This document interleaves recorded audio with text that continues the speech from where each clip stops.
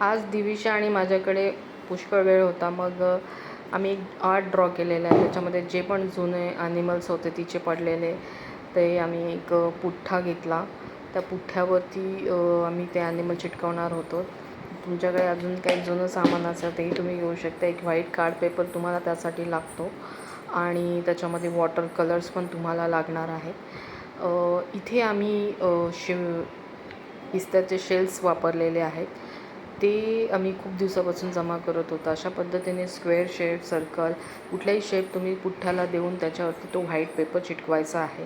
तो व्यवस्थित प्रॉपर सुकू द्यायचा आहे. त्यानंतर त्या व्हाईट पेपरवरती तुम्ही कुठल्याही प्रकारची ड्रॉईंग काढू शकतात. आम्हाला बर्ड्सची ट्री बसलेलं ड्रॉईंग हवं होतं, मग आम्ही तेच काढलं.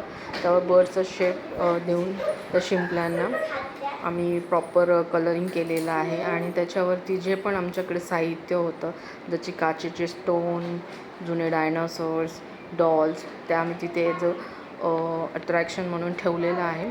आणि त्या बर्ड्सच्या ट्रीच्या खाली ते छान वाटतंही बघायला. तर अशा पद्धतीने तुम्हीही तुमचे आयडियाज वापरून अशा पिस्त्यांच्या शेल्सपासून वेगवेगळे डिझाईन बनवू शकतात. आणि ते डिझाईन बनून झाल्यानंतर असं सुबक लूक येतं आणि एक आठवण पण राहते तुमच्याकडे. थँक्यू.